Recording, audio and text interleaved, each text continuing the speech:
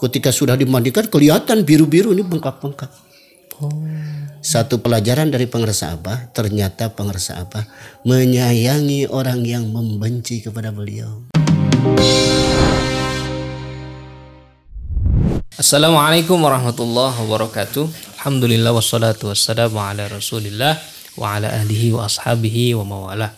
Sobat TKN News yang berbahagia, hari ini podcast Tasawuf akan berbincang dengan salah satu mubalik di lingkungan pesantren Suryalaya sebagai bagian dari infrastruktur dakwah pengembangan TKN di berbagai wilayah di Indonesia. Insyaallah kita akan berbincang dengan Kang Maman Suparman. Assalamualaikum Ustaz. Waalaikumsalam warahmatullahi wabarakatuh. Waalaikumsalam warahmatullahi wabarakatuh. Ini senang nih bisa berbincang dengan salah satu mubalik lah di lingkungan pesantren Suryalaya. Kalau tadi sebelum kita mulai podcast nih sempat ngobrol juga, Kang Maman nih mulai masuk ke Suryalaya itu tahun 89 betul kayak? Iya, 89. Itu gimana awal ceritanya tuh bisa bergabung ke TKN tuh? Pertama dulu orang tua saya yang belajar TKN lebih awal di Pondok Pesantren Suryalaya, bahkan beliau ketika zaman Abah Sepuh ada.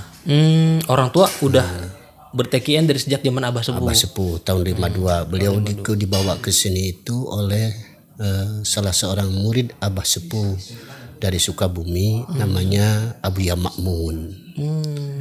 Yang konon katanya Abu Ya Makmun pun pernah diangkat menjadi wakil talqin Abah Sepuh.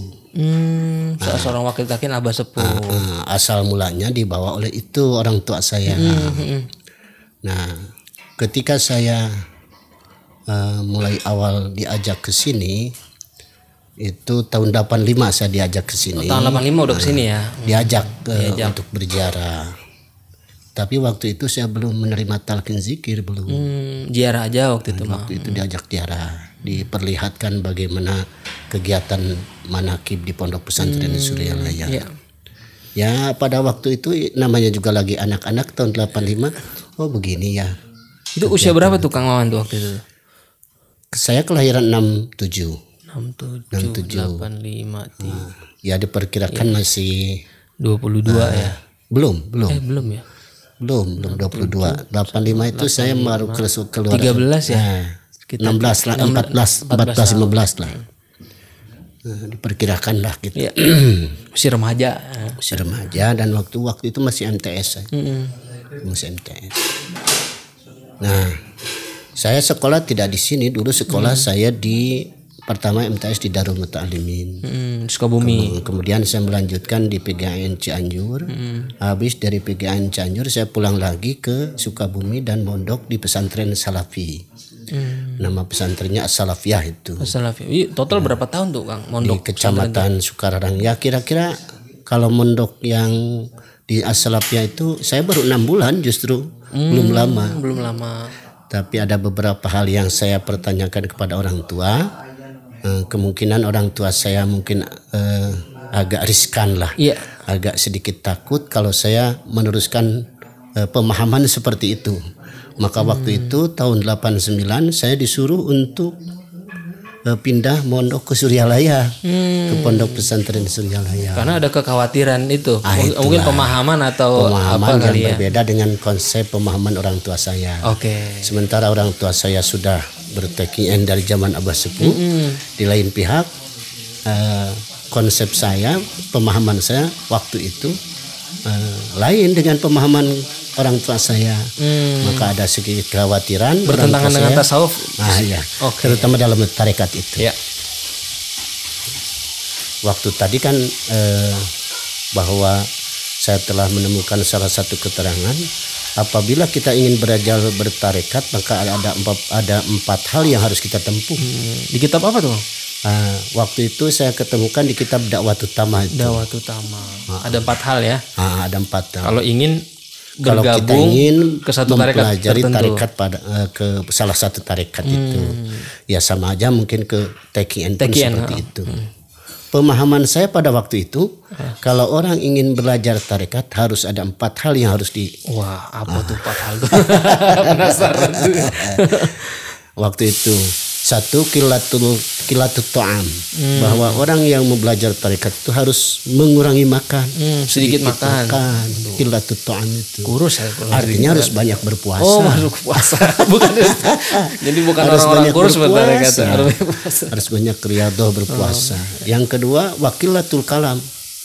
Seorang pengamal tarekat itu jangan banyak berbicara. Dalam pemahaman kitab itu dan pemahaman saya waktu itu. Orang yang belajar tarekat itu justru harus banyak berbicara hati dengan Allah, bukan berbicara lisan keluar ke dalam. Oke. Jadi waktu itu itu yang dipahami. Itulah yang dipahami. Kemudian yang ketiga, wakilatul manam, artinya harus mengurangi tidur. Di waktu malam di orang lain, ketika orang lain tidur, dia justru harus banyak beribadah. Itulah wakilatul manam. Kemudian yang terakhir wa itizalu minan nas, jauh dari manusia. Waduh, ngungsi gitu. Uzlah. Jauh dari manusia. Gitu ya, berpisah. Iya, kalau dalam bahasa lain dalam tasawuf itu kan ada khalwat. Iya. Ada khalwat.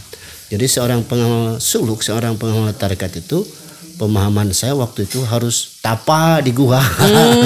Di gunung menyendiri.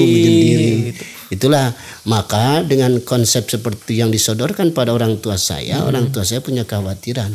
Maka pada tahun itulah, tahun 89 saya disuruh pindah ke Pondok Pesantren Suryalaya. Dan awal kedatangan dan kepergian dari Sukabumi saya ke sini itu sendirian. Nah, jam 3 sore saya masih ingat, jam 3 sore disuruh. Saya berangkat dari sana jam 3 sore, tanggal 21 Rawah itu. Tahun 1989. Nah, sampai di sini saya tidak langsung ke sini, saya kemalaman, saya tidur di Ciawi. Tidur di Ciawi, baru paginya ke sini. Mau langsung ke sini waktu itu ojek sudah 3.500, sedangkan sisa uang 1.500. Habis ongkos. Iya, makanya esok paginya saya tidur di sana. Dan alhamdulillah paginya bisa sampai di sini. Nah, waktu itu cita-cita meneruskan ngaji di sini. Belajar ngaji. Selama 6 bulan saya tidak ikut apa-apa di rumah Pak Wiranta. Namanya itu Pak Wiranta itu salah satu pejuang Pondok Pesantren Suryalaya juga. Pak Wiranta, Pak Haji Anta, itu kakak beradik itu. Saya di sana selama 6 bulan, hanya ikut kegiatan pengajian di masjid. Pertama kali saya diajari ilmu sorof oleh mertua saya, yang pada waktu saya tidak tahu bahwa itu akan jadi mertua saya. Makanya kok baru datang udah jadi mertua. Waktu itu belum tahu kalau itu bakal jadi mertua. Belum tahu bahwa itu akan jadi mertua saya. Ingat saya itu pada bulan puasa itu diajar pertama kali ilmu sorof di masjid itu. Di masjid itu. Nah, selama 6 bulan proses, baru pada waktu tahun 1990 saya diberikan motivasi oleh salah seorang putra dari Pak Wiranta itu untuk ikut kuliah. Di ILM. Di ILM. Maka pada tahun 1990 saya masuk kuliah dan alhamdulillah, walaupun ya banyak hal-hal, tantangan dan rintangan dan lain sebagainya. Alhamdulillah lulus juga pada tahun 1995. Yang alhamdulillah diwisuda dan kedatangan pada waktu itu Presiden Soeharto. Pas Presiden Soeharto datang tahun 95. Presiden Soeharto ya. 1995. Itu saya wisuda. Dan wisuda pertama di gedung Aula Sukriya Bakti itu angkatan saya. Angkatan pertama yang wisuda di situ ya. Masya Allah. Itu awal mulanya seperti itu. Itu talqin berarti pas datang itu langsung pagi-pagi talqin? Enggak? Tidak. Karena waktu talqin sebetulnya bukan di sini aja, di talqin pernah juga di sana. Tetapi hasil di talqin pada waktu sebelum ke sini saya lagi di PGA tahun 1988 itu. 87 mohon maaf. 88 86 87 waktu itu saya pernah ditalkin juga oleh Pangersa Aang Iya. di Cianjur. Cianjur. Tapi ya apa yang telah ditanamkan dan telah ditalkinkan oleh Pangersa Aang nampaknya pada waktu itu belum mengakar. Belum mengakar pada diri saya. Dan pada waktu itu maklumlah masih jiwa muda, banyak masukan dari sana dari sini, kadang-kadang bimbang. Iya. Jadi belum begitu mantap belajar teknik pada waktu ditalkin oleh Pangersa itu. Pas datang ke sini saya talkin lagi dan saya ikuti kegiatan-kegiatan. Talkin sama siapa waktu itu, Kang? Waktu ditalkin lagi sama di sini itu kalau tidak salah pertama kali itu oleh Pangersa Aang juga kalau salah. Oh, Pangersa Aang juga pas lagi ke sini. Pangersa Aang juga. Ada Pangersa Aang juga karena Pangersa Aang waktu dulu itu disuruh oleh Pangersa Abah untuk seminggu sekali ke sini. Hari Minggu. Itu kalau boleh tahu dulu jurusan apa tuh, Kang? Kuliah saya di PAI. Oh, PAI. Nih, oke, bicara tentang mubalik nih. Ini kan udah kuliah, udah lulus. Nih tahu-tahu jadi mubalik gimana ceritanya tuh, Kang? Saya teringat pertama ketika masih kuliah, saya ada teman saya mengajak saya untuk berbicara, katakanlah disuruh tausiah, disuruh ceramah di daerah Majalengka. Itu oleh teman kuliah saya pertama diajak. Waktu itu saya mau pamit. Pertama kali pamit waktu itu diantar oleh Pak Yusuf Hamzah. Waktu beliau jadi sekretaris pribadi Pangersa Abah itu. Saya ke Pangersa Abah minta restu untuk melaksanakan tugas teman saya ke daerah Majalengka. Waktu itu ada hajatan yang hitanan. Saya disuruh bertausiah di sana. Abah sempat ngasih pesan atau? Waktu itu saya berbicara Pak Haji Yusuf. Abah ini ada mahasiswa ini kata Pak Haji Yusuf. Yang sempat terdengar selintas, tidak tahu mungkin benar atau tidak, tapi saya mendengar waktu itu apa? Alhamdulillah sub namahan hiji mau balik teh. Kalau bahasa Sundanya begitu. Senang Abah ya. Alhamdulillah sub namahan mau balik teh hiji. Kalau bahasa Indonesianya alhamdulillah nambah lagi membalik satu kata. Waktu itu ya hanya kalau tahunnya saya lupa lagi itu tapi waktu itu saya masih kuliah. Dan ketika kuliah itu pun saya sering mengisi kegiatan mingguan, pengajian rutin dalam seminggu sekali di daerah teman saya di Panjalu itu, namanya di Pabuaran itu. Jadi waktu masih kuliah pun sudah sering ada undangan.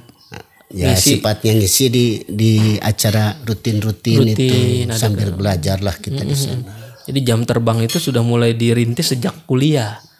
Iya. Sampai akhirnya emang benar-benar mantep pengen jadi mubalik itu. Sebetulnya tidak ada cita-cita untuk jadi mubalik itu. Tidak ada cita-cita. Dari awal saya tidak ada cita-cita untuk jadi mubalik. Hanya mengikuti alur perjalanan aja. Tahu-tahu kok jadi banyak gitu ya. Mengikuti alur perjalanan aja. Tapi alhamdulillah ketika kita KKN 93 di Karangnunggal, alhamdulillah waktu itu dan pas kebetulan bulan Rajab banyak juga yang nyuruh di tempat KKN itu. Alhamdulillah. Dan waktu 97 ada pendaftaran mubalik, saya disuruh untuk ikut pendaftaran mubalik. Oh, ada pendaftaran khusus mubalik. Pendaftaran khusus mubalik yang waktu itu dilaksanakan di kampus. Dan alhamdulillah pada waktu itu saya sempat menerima ilmu dari Pak Azwar Anas itu ketika Pak Azwar Anas kebetulan pada waktu itu memberikan materi. Hanya materinya itu temanya tentang insan kamil. Itu semua mubalik yang hadir di situ. Semua yang diundang, yang disuruh itu yang jadi bukan cuma terbatas mubalik. Iya. Untuk pendaftaran berapa lama itu, Kang? Kalau tidak salah 3 hari waktu itu. 3 hari. Waktu itu. Masih ingat gak apa bekal yang diterima pada saat itu? Ya sebagian ingat, Ya, terutama ini konsep insan kamil. Konsep insan kamil. Ya, insan kamil yang dibukukan oleh yang disampaikan oleh Pak Azwar Anas waktu itu. Ya, yang namanya sebagian masih ingat. Kalau boleh tahu nih Kang, pada saat itu yang disebut mubalik itu tadi kan ada pendataan. Itu sudah banyak belum tuh jumlah mubalik pada saat itu tuh? Alhamdulillah banyak juga pada waktu itu. Hanya tidak tahu persis berapa jumlahnya. Tetapi waktu ikut penataran mubalik tahun 1997 pun itu sudah banyak waktu itu. Apakah ketika ditetapkan atau masuk ke dalam database sebagai mubalik itu ditentukan misalnya daerah dakwahnya ini di Sukabumi, ini di belum ada teritorial belum ada seperti itu. Belum ada teritorial seperti itu. Tapi sudah punya kartu mubalik lah. Ya. Bukan kartu waktu itu sertifikat. Sertifikat mubalik. Pada waktu tahun 1997 itu. Dan itu pun saya waktu itu karena saya ikut aktif di pengajian, itu atas nama perwakilan dari pengajian. Jadi oleh yayasan itu ditarik dari beberapa orang dari pengajian. Yeah. Karena waktu itu saya sudah ikut aktif di pengajian itu tahun 92 itu. Tahun 92 itu.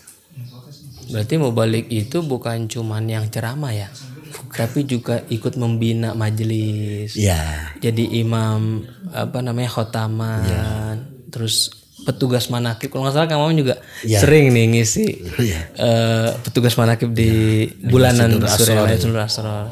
Itu secara kebetulan aja karena awalnya itu Aki Haji Mustafa itu yang saya tahu yang membaca manqobah di Masjidul Asrar itu. Iya. Kemudian karena Aki Mustafa sudah agak sudah tua tuh sakit-sakitan dan kadang-kadang dia sudah lupa gitu. Maka posisinya digantikan oleh mertua saya Kiai Haji Abdul Qahir itu. Iya. Nah Kiai Haji Abdul Qahir sudah sering ke air itu. Jadi nggak kuat lama diam di itu.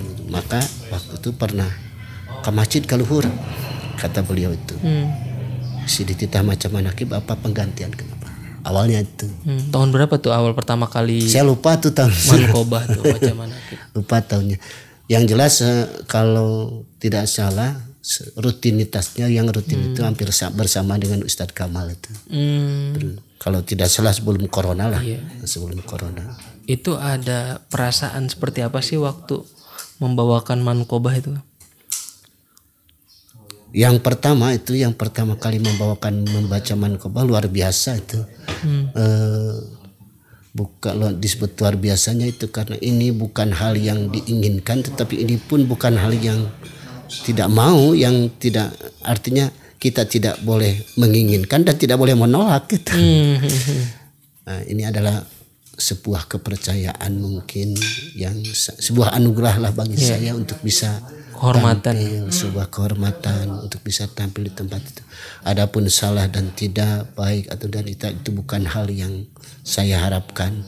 Yang penting saya melaksanakan tugas dan mudah-mudahan diberikan kelancaran waktu itu. Amin. Ya tidak ada tujuan apa-apa, yang penting polos saja. Yang jelas melaksanakan tugas dari pesantren. Berarti Kang Maman sudah pernah hatam tuh ya baca manqobah dari pertama sampai akhir? Kalau dikatakan hatam belum. Tetapi kalau manqobah yang dibacakan dalam setiap bulan selama ada satu ininya ya, ada ini tertentu. Insya Allah kalau kurun waktu 1 tahun tidak bolong berarti Insya Allah tamat dalam 1 tahun setiap bulan yang ditentukan dalam membaca manqobah. Iya. Ya kalau bulan ini misalnya apa, bulan ini apa, Insya Allah tak. Iya. Karena mengikuti bulan itu. Kan kawan juga ngisi kuliah subuh juga. Pernah ngisi kuliah. Pernah ngisi karena kuliah subuh. Karena itu dijadwal oleh LDTKN. Jadwalnya oleh LDTKN. Mungkin itu atas dasar dari Dewan Pembina juga. Ada kisah nggak dengan Abah? Sebetulnya yang paling berkesan, yang sangat berkesan buat saya, satu yang jadi pembelajaran buat saya itu, yang dialami oleh saya itu waktu ketika itu justru ketika sebelum saya tamat kuliah tahun 1992 itu, karena pada waktu itu saya juga dilibatkan di kegiatan pengajian anak-anak RA. Raudatul Atfal itu madrasah diniyah di situ. Kalau tidak salah habis duhur itu jam 1 saya menunggu anak-anak. Biasanya kan anak-anak itu jam 1:30 atau jam 2 baru masuk. Saya jam 1 itu waktu itu. Ada tamu datang ke Suryalaya itu. Orangnya tinggi besar. Dia ditanya dari Sukabumi, dari Ubruk. Ubruk itu Pelabuhan Ratu. Pelabuhan Ratu. Pas tiba-tiba tamu itu masuk ke madrasah. Toples makanan yang ada di madrasah itu kalau dulu terbuat dari kaca. Toples itu ditendang-tendang itu oleh orang itu, oleh tamu itu. Di madrasah di dalam. Kan biasanya hidangan makanan itu sudah disediakan di madrasah itu. Di meja itu. Bukan di meja, dulu di bawah. Oh, di bawah. Ada, di meja ada itu. Itu ditendang-tendang sama orang itu sambil menantang ke Pangersa Abah. Waduh. Orang Sukabumi, orang Sukabumi, dari Pelabuhan Ratu. Orang Pelabuhan Ratu. Itu Kang Wawan ada di situ ya? Karena waktu itu saya lagi nunggu anak-anak mau masuk ke RATPA jam 1 itu. Iya. Terus gimana tuh ceritanya tuh? Masuklah ke sana orang itu sambil menendang-nendang nantang kepada Pangersa Abah. Ya kalau bahasa saya dikatakan mana yang namanya Tajul Arifin itu. Sambil nendang. Namanya nantang lah orang mana gitu. Ketika itu ada yang suka menyodorkan air, yang suka menjamu tamu itu. Pelayan di sini itu namanya si Edi, orang Indramayu itu. Saya masih ingat itu. Tetapi orangnya kecil si Edi itu, sedangkan orang tamu yang datang itu besar. Dilawan oleh si Edi itu, nggak kuat si Edi. Datanglah Kantip. Kantip datang ke sana. Ikut juga orang Kantip itu mengamankan, tetapi tidak kuat karena memang orang itu luar biasa kekuatannya gitu. Jawara sampai Mang Oma itu pecah ininya tuh. Astagfirullah. Oleh pecahan beling toples itu. Karena dipukulkan. Kemudian Mang Ai yang nabok itu bukan orangnya yang sakit, tangan Mang Ai yang bengkak itu. Berarti orang bukan sembarangan, memang dia ingin mencoba keilmuan gitu. Itu akhirnya ditemui oleh. Kemudian setelah itu diseret oleh orang banyak ke balong yang ada di sekretariat LD itu, ada balong sekarang. Ada balong. Di situ dipukuli oleh anak-anak bangunan yang pada waktu itu lagi membangun madrasah yang dapur sekarang itu. Ada yang bawa palu, ada yang bawa sendok tembok ya. Anak-anak pada waktu itu. Sampai kuat juga. Akhirnya dia loncat ke benteng, pas di benteng loncat ke bawah, di bawah ada Mang Salim. Oleh orang tua dia kalahnya itu tidak tahu dibagaimanakan sama Mang Salim. Sampai sekarang saya belum sempat bertanya. Tapi pernah itu dikumahakeun. Cenah teu pira diciwit pepeuteyan anak. Kalau orang Sunda bilang begitu. Tapi tidak tahu dengan bagaimana sehingga orang itu roboh. Mang Salim orangnya kecil ya? Orangnya kecil. Tapi justru kalah sama Mang Salim. Makanya saya juga Mang Salim masih ada sampai sekarang. Masih ada orangnya sampai sekarang. Ya waktu itu akhirnya dia roboh. Habis roboh dia diantarkan ke Kantip, dimandikan di Kantip. Setelah itu yang jadi pembelajaran buat saya, orang yang menantang kepada Pangersa Abah justru oleh Pangersa Abah dikasih apa? Jadi begini ya. Tamu kepada Abah digitu-gituin, padahal itu tamu. Dibela justru sama Abah. Coba mandikan di Kantip, dimandikan di Kantip. Habis itu pakaiannya kan basah semuanya tuh. Diganti oleh pakaian dari Pangersa Abah. Dikasih baju, dikasih sarung. Minta nasi ke dapur. Supaya dia makan, saya suruh makan dia. Makanlah di Kantip. Ketika ditanya, justru di situlah saya menyaksikan ketika ditanya di Kantip, dia mengaku orang Sukabumi itu. Dia orang Ubruk itu. Ketika ditanya di Kantip, ketika sudah dimandikan kelihatan biru-biru ini bengkak-bengkak. Satu pelajaran dari Pangersa Abah, ternyata Pangersa Abah menyayangi orang yang membenci kepada beliau. Nah itu musuh segitu kerasnya untuk menantang kepada Pangersa Abah. oleh Abah dibiarkan, bahkan dibiayai. Setelah dikasih makan, setelah di bajunya diganti, disuruh orang itu diantarkan ke Inabah 11, dan biaya selama di Inabah 11 konon katanya itu dibiayai oleh pengarsa Abah. Allah. Itu yang saya saksikan sendiri itu. Disitulah mursyid. Masya Allah. Mengasihi orang yang membenci itu betul.